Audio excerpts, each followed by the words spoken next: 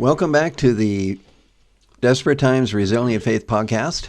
We are going to be doing a third session with Mike Menning, and if you have missed the other two, you've missed a lot. So go to the website and click on the links, and you can catch up. But what I'd like to do now, Mike, tell us about your son. Okay. And we'll start there, and then we'll go from there into where you are right now. Yeah. We have two sons, Mitch, and Mitch is the head of school of Intermountain Christian. And our other son is 2 years younger than Mitch, and his name is Michael. And Michael was born with severe brain damage. And Mike, we had Michael on an incredible program when he was very young. We had him on a program out of Philadelphia called the Institute for the Achievement of Human Potential. And so this has been many years ago. He was maybe, I'm guessing he was maybe 4 years old when we started him on the program, severe brain damage. At the time he was at 2 years old, or was it a year, they diagnosed him with brain injury, and it happened sometime during the pregnancy. And so he has a part in his midbrain that is atrophied, and a part along his right part of the brain, right side, that is atrophied. But the institutes there had a theory at that time, and this is now, well over 37 years ago, that you could train another part of the brain for the damaged part. The average person, nobody knows how, but it's estimated the average person uses anywhere from 12 to maybe 18% of their brain. Right.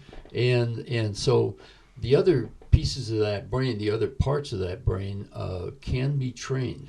And so we went out. We would take Michael a week at a time to Philadelphia when he was just a little guy, and they trained us how to work on brain stimulation, and we would come back home with a program. We worked with Michael for a minimum of 10 hours a day, 7 days a week, and the only time he got time off, in a 4-year period, we took off Christmas Day, but otherwise it was 7 days a week.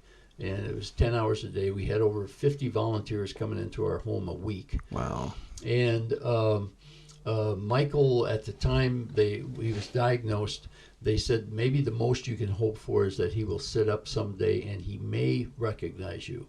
Wow. That's how profound he was. Then after that program started, he was on the program for 4 years. Michael walked, and I could go into all kinds of things that he accomplished. I wrote a book. It came out in 1985 on Michael's program that he was involved in, and but the book is out of print. You still find a copy once in a while on Amazon, used books, but some of the prices have just gone crazy. Used to be we bought those books for $1 or $2, and now some of them are as high as $125 a piece. My goodness. The name of the book is Us Four. Huh. And I hope, I've got another book I'm working on right now, but I hope to redo that book and have that. I was going to say, that sounds like material for a reprint. Yeah. And, but anyway, so we, Michael, we were living in southwest Minnesota. That was our hometown. And he ended up in a special school in Sioux Falls, South Dakota, a boarding school. And then the price of that school just went through the roof, and school district would no longer pay for it. Michael then went to Hope Haven. That's a Christian organization in Rock Valley, Iowa, a small town. Hope Haven has now grown to be one of the largest providers of group homes and so forth in the state of Iowa. So at the time that the Lord called us to Utah to pastor this church, we took Michael, certainly took him with us. But he's always lived in a facility since he was, maybe 8 or 9 years old. And we'd always get him home on weekends. And we continue to do the same here. But we had no idea that Utah is not a friendly state in providing services for people with disabilities. Yeah. And so Michael was in a couple different group homes. So we finally got him in the group home that we thought was about the best in the state. And that's where Michael is to this day. However, a couple of years ago, we started seeing situations here, like in the day program, the facility was packed full. Michael was allowed just to be on his computer. There wasn't much activity, and the ratio of clients to staff had really gone down. And it was about that time. I didn't fully realize what was going on, but it became harder and harder to hire people to work direct care workers. And I'll just go to where we're at today. Today, this is a very serious problem across the United States. You have a hard time hiring people, providing direct care for people with disabilities. However, in Utah, it has become extremely serious. Michael, quite honestly, is not being cared for real well. We pick him up and we take him out, but there's no day program anymore. And the providers are in serious trouble with the federal government, serious violation of federal law, but they can't help it. Yeah, they can't help it because here's the problem, and the same is true for nursing homes in the state of Utah. The state puts a cap on how much can be paid to direct care workers, and I think that because it's coming out of state funds. It's coming out of state and federal funds, but the state sets it, and so I think it's around $13 or something like that. Wow! And so direct care workers can make more money, working at fast food and working. You can make more money starting out at Walmart than what you can for direct care. And direct care worker is a tough job. Yeah, that's a tough job. A lot of training, a lot of expertise. And it's not very pleasant sometimes taking care of people, and it's even dangerous. I mean, they could get hit and that sort of thing, and that's just a part of that world. But praise God for the people who are really called to that and really are wonderful, workers. However, I became very concerned about, I guess maybe a couple months ago, because where there should have been 4 people on staff in the evening, taking care, getting people bathroomed and getting their meals and getting their meds and helping them, get ready for bed and that sort of thing. There's supposed to be 4 people on staff in this particular group home where Michael is. And 3 times in the last 6 weeks, I walked in and there's only 1 person on staff. And so the last time that happened, I went in and I saw the 1 person, and I said to this young man, well, he's maybe 35 years old or so. And I said, so, man, I really appreciate what you're doing, but you're alone again. Yeah, he says, I'm alone. He says, they can't hire anybody. And I said, how many hours have you put in this past week? And he told me, he said, at the end of the shift today, I will have put in 90 hours. Wow. And there's other anybody that's worked 90 hours knows yeah. what that entails. And a lot of them are working 60, 70 hours a week. I mean, the 90 hours is an extreme. Mm-hmm. And then a couple of weeks ago, I received a call from a very trusted individual, and she told me that 2 more group homes had closed. Now, Michael gets extra support because he has a family. Mm-hmm. We give him support. We pick him up. We have him home every weekend. We take him to church. We take him out to eat. And we just have a great time with him. But not everybody living in group homes is that fortunate to have family. There are about 50% of all the people living in group homes are wards of the state. Now, there's 2 group homes that have closed down recently, and a couple of those guys who are wards of the state ended up in a homeless shelter. And we're trying to, what we're doing now, I'm working a lot with organizations in this state that are working for the betterment of people with disabilities. And we're trying to bring this issue out. And the state legislature are the ones that are responsible along with the governor. Now, to be a ward of the state, what that means, that's the equivalent, Frank, of you or me adopting a child. Then we have responsibility for that child. Mm-hmm. The state of Utah technically has adopted these people who have no family Right. and who are mentally impaired. And they have, It's actually stronger than just where children are put into the foster yeah, home. Yeah, It's yeah. actually a step beyond that, where It the is. states have even more Yeah. responsibility. And so the attitude of some of the legislators here is pathetic. A few years ago, when John Huntsman was governor, he had a heart for people with disabilities. His brother has severe disabilities, and John Huntsman, the administration had proposed a bill for $1 million from the state of Utah to match $1 million from the feds, and you didn't get the $1 million from the feds, and this was for dental care for people who were disabled and people who are on Medicaid. Okay, give me a perspective here. $1 million out of how big a budget? I'm not sure, but it's in the billions. It's in the billions. Oh yeah, it's in the billions. Yeah, so we're not even talking rounding error here. No. Okay, go ahead. The legislature at that, and by the way, the state policy in Utah, dental care for people on Medicaid, and that includes a lot of your people who are disabled. The dental care policy is check up once a year, clean the teeth, and pull them. For anybody that's on Medicaid, there is no such thing as filling teeth. And other than, like our Michael, he has a dental appointment for next week, in fact, but we're paying it ourselves. You're paying it, yeah. And we're paying it, and we're happy to do so. And that's just fillings, not Yeah. let alone crowns or anything else. But to emphasize my point is the legislature that year turned down. They voted down spending $1 million for dental care.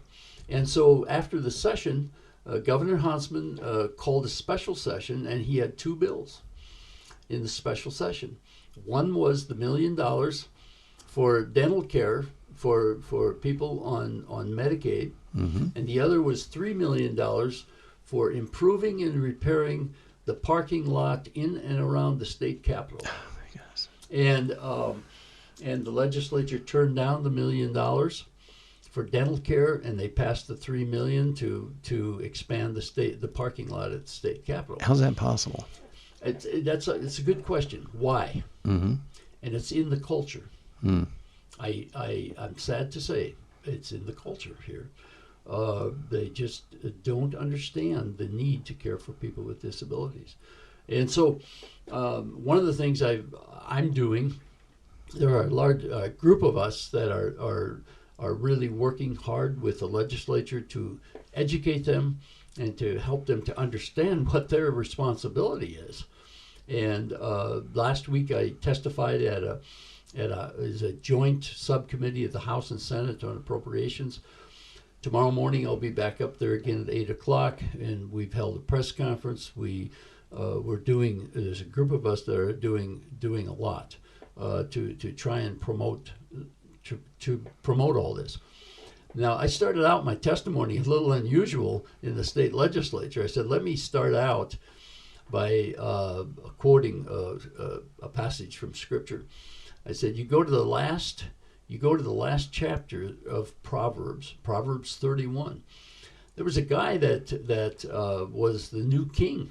His name was Lemuel, and King Lemuel's mother gave him some advice. And King Lemuel's mother was, the best advice I can give you is speak up for those who can't speak for themselves. And so that's what one of my callings is, I think, just to speak up for people with disabilities, and the same is true in the nursing homes in this state.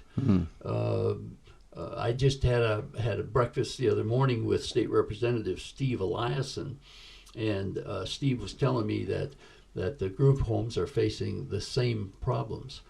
And someone very close to him is living in a nursing home. She's an elderly person, and there are nursing homes. It's not uncommon that they have nobody on the night shift other than just one head nurse, and that's it. And so what they're doing is people that even have control of their bowels and their bladder. People who go to the bathroom like you and I go to the bathroom, they need a little assistance, but they're putting them all in diapers. And they put my own son in diapers. How degrading. And because, how degrading that is. But they can better set aside this 45 minutes, and we're going to change the diapers as fast as we can of these people. And then 4 hours later, they'll come back, or 6 hours later, and change the diapers again. And you said the one person that's there, about all he can do is do meds and prepare food, and even that is, stretching. Yeah. So it's a serious problem in the state of Utah. Utah is a wonderful place to live in a lot of ways. It's a very beautiful place to live. But the care for people with disabilities and the elderly is not what it should be. Yeah. And now, Frank, everybody, this quite honestly, I've been calling friends in a few other states and asking about waiting lists and that sort of thing. They're all experiencing the same thing. However, it's not nearly as serious in other states as what it is in Utah. Okay, so looking at the solutions, shall we say. First of all, I would just like to say, from a Christian standpoint, one of the distinctives of Christianity is the value of and worth of the individual. Virtually nowhere else can you find the emphasis on the individual, and just other countries for instance, don't even have search and rescue. That's unknown in China or in Russia because the individual, isn't worth the resources. So, as a believer, I need to step up, and when I see the individual being devalued like this is a call. This is a call. So, you'd mentioned one thing, and that's the price that is being paid, the wages. Obviously, that's not everything, but what would be a good, bill or solution on that side? What would you advocate? What we're advocating now is in this budget is $40 million. Okay. And $40 million increase will bring those wages up to between $17 and $17.50 an hour. And that's still low. And that's not the entire answer to the problem. But the governor has in his proposed budget, he has an increase in there, but he has an increase of only 25 cents an hour. So he would take it maybe up to, I think it's right around $13.50, somewhere in there. How in the world? But what bothers me is they have the money, they have a surplus, and they're looking at it politically. And so the big fight in the legislature today is how much are we going to cut taxes, and how much are we going to give back to the people. Now they have the money, and so but there are some fine legislators up there who are really fighting for it, for the cause. And what I say in my testimony, I said we're asking for $40 million, and I personally think, that's what's needed, and that's it's minimal. Still low. That's minimal, but I grew up in my younger days when I was there with Senator Hubert Humphrey, and Hubert Humphrey always talked about politics and serving in public office is the art of compromise, and so. I think they should start, obviously they always work you down a ways, and so they should have started out at $60 million and settled at 40. But that's not going to answer the full problem. And the providers, now here's something that's outside the hands of the legislature. But the providers in this state are not doing what they should be doing either. And that is to use one of the greatest resources that this state has, and that is volunteering. Where Michael was previously in Iowa, they had an organization called Foster Grandparent Program. And Foster Grandparent Program was actually under AmeriCorps. And AmeriCorps now has what they call it the Senior Partner Program, I think it's called. And it's working very well across the United States, where people that are retired could go into, like, say for instance, group homes, and they mostly are in contact with one individual, and they go there once or twice a week, and they might take the person out for a cup of coffee. They maybe play their favorite game with them, and treat them well. And so in Utah, we've got the Christian church, which should be, caring for people. And then you look at the resources from the LDS. The LDS, their people are looking for volunteer projects, and they're known for their volunteering. And so the average retired person that is of the LDS religion, they would love to go out there. But the providers haven't provided that program. And so that's a part of the solution. And there's more things that we can do. So is it a combination, people don't know the opportunity, or the opportunity just has been closed, as if somebody wanted to do it, they wouldn't be able to? It's closed. It's closed It's closed by the providers. By the providers. Because they say it's too much work. Because it requires oversight. It requires and they oversight. don't have, they can't even cover their bases, let alone oversight. Yeah. One of the things we're going to be doing, that I'm going to be getting people together from the heads of these agencies, and I think we need a time of just brainstorming, thinking outside the box. Let's get 25 people together from 10 different agencies and 15 providers, and let's take a half a day and mark up on the board ideas of what we can do. Here's another idea, and that is to work with the some people might not like this, but work with the state and federal government on people that are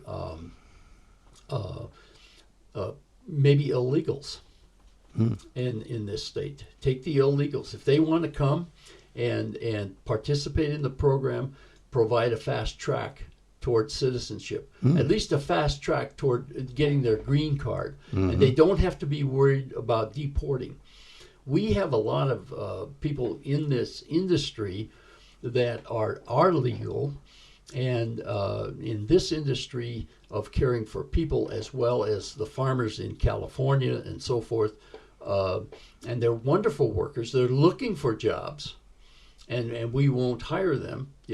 Obviously, an illegal is worried about being deported. But maybe we could get together with our federal senators and congressmen and the state, and let's give some incentive. If you want to really understand this problem, you got to go back a long ways. You got to go back to Roe versus Wade. That's where the problem is. And I have said this for 35, 40 years. I preached this when I was in the legislature in Minnesota. I said, someday we're going to pay the price. Because look at the millions upon millions of babies that have been killed through abortion, and we no longer have their services. And so actually what I was addressing at the time is, for instance, when Social Security started, I don't remember what the numbers are, something like 250 people working for everyone that was on Social Security. Right. And then it went down, and now we're maybe at 3 people or 2 people working for everyone that's on Social Security. Projection is eventually it'll be 3 to 1. It'll be 3 to 1. Do you know where it is today, Frank? I think it's up around 6. Is it? Somewhere along in there. I may be wrong, but and it's a moving target, so obviously. But that's part of the price that we're paying for disobeying the laws that God put down. Well, also respecting life. basic to that is, again, devaluing the individual. That's right. Once you call a whole class of people as non-human, Yep. then, yeah, the law of unintended consequences kick in. That's right. And so the meetings you're talking about would have to be organized, how, by legislators, or where would The brainstorming, the thinking outside the brainstorming. box. Yeah. I'm just going to start talking to some of my friends this week and see if we can pull something together. Yeah. Okay. And we can invite legislators in. It's going to take organization, but we have enough organizations in this state that are involved with people with disabilities that we could pull it off. I serve on the board of the Utah Developmental Disabilities Council, and they deal with mostly state issues. And I served on that board a number of years ago, but now I've come back on the board again, and I'm also on the board of trustees of the Disability Law Center. And Disability Law Center is basically it's a nonprofit law firm, and it's mandated by the federal government. And in fact, I just had a board meeting this morning, and there's some wonderful resources there. By the way, I just want to mention that if somebody knows of or has a member of their family who has disabilities, and if they're not being treated properly in the school system or even in the hospitals or at the vet's home or anything like that, contact disability law, because disability law can have one of their attorneys immediately contact. They'll look at it, and the goal is that they can settle it without going to court. But Disability Law Center is a wonderful thing for people to get their rights. Do they get their money off of the settlements, or are they a donation based, or? Well, it's interesting. They don't go out and raise a lot of money from donations. They don't have sales or that type of thing.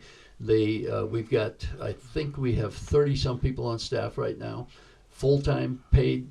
And there's a dozen attorneys in there. Others are paralegals and so forth. So it's a big budget, but they get their money from various grants from existing organizations and from other government agencies. They're federally mandated. Well, that's true. Program. They're mandated, so Yep. funding comes with it. So, yeah. Okay. Yeah. Wow, a lot of action points here. And so, for instance, if an individual wanted to get involved in this, I could see potentially some action points here. One is contact your legislature. Yep. There's an old saying that politicians see the light when they feel the heat. That's right. That's right. And another metric was that every person that writes a letter or makes a phone call represents 20,000 people. And so just the listeners to this podcast could have an impact. Oh, they could have a big impact. I mean, I can speak from experience. I served in both. You're on the receiving side. Yeah, and we didn't have email in those days, but don't be afraid to call your legislator, send them a text or whatever. You can go to the internet. You give the address where you live. They'll tell you who your legislator is. And I'm a little bold, I call them up and I say, hey, how about a breakfast? I'll buy. Then I take them to Denny's, and get a good breakfast for a cheap price. And honestly, but I mean, get to work in a campaign too. Get to know them one on one. I know my legislators. That's good advice. Yep. Just period. Get to know your legislator, no matter what the issue is. I think we're hitting a little deal here with you too. You ran for the state legislature at one time, didn't you? I missed by 7 votes. 7 votes. 7 votes. And I ran for the school board, the state school board. Yeah. And I was able to knock out the incumbent because we split the vote, but that's another story. Yeah. But by the way, Frank, I ran when I was 27 years old, and I was third to the worst loser in the whole state of Minnesota. Lost by thousands of votes, and I became the laughing stock of the community there in rural Minnesota, but 2 years later, the Lord called me back and won by 115 votes. So, Oh, there you go. Okay, so an individual can call their legislature. Would it do any good to call the rest homes and the centers in order to get them to open up to volunteers, or is that going to have to come from another voice? I think that would be a good idea, because it's going to be coming. I'm going to make it an issue, and their associations that they belong to hopefully will come to our meeting, and they know also that money is not the only problem, because the problem is the shortage of people. The people. Yeah. So, to get the people, you got to have the money, but you've also got to have a pool of people to pull off of, and those would be a good resource, the volunteers. So. See, and we have a very low unemployment rate. I think in Utah right now it's maybe under 2%. Yeah. Now, a lot of people say that's good, but there aren't people you can hire with that situation. Yeah. And that's a whole other ballgame. Yeah. The reason we have that. So. Anyway, love to continue. We're out of time, but anyone who is listening to this, this should be a call to action. I mean, the most vulnerable, the most helpless are the ones that we need to step in and help. Mm-hmm. And how many numbers are we talking about? How many people involved in the system, handicap? Boy, I don't have any idea. All I know is that the largest provider in this state has 995 clients, and so maybe 10,000 total throughout the state. Oh, I think it's more than that. Okay, I should know that, but I don't. Okay. Yeah. Money-wise, out of a multi-billion-dollar budget, we really $40 million. Come on. Yeah. That's a parking lot, like you say. Let's bump that up. Let's really push for $100 million. Yeah.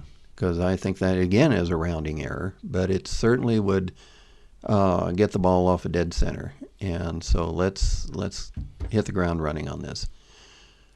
Thank you for watching. Frank, I want to say thank you for having me. You Thank bet. you This so has much. been fun. Yeah, okay. You're an amazing guest host. So this has been the Desperate Times Resilient Faith podcast.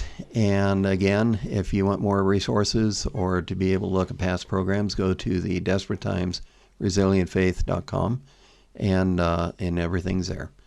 So until next time, love God and love others. Amen.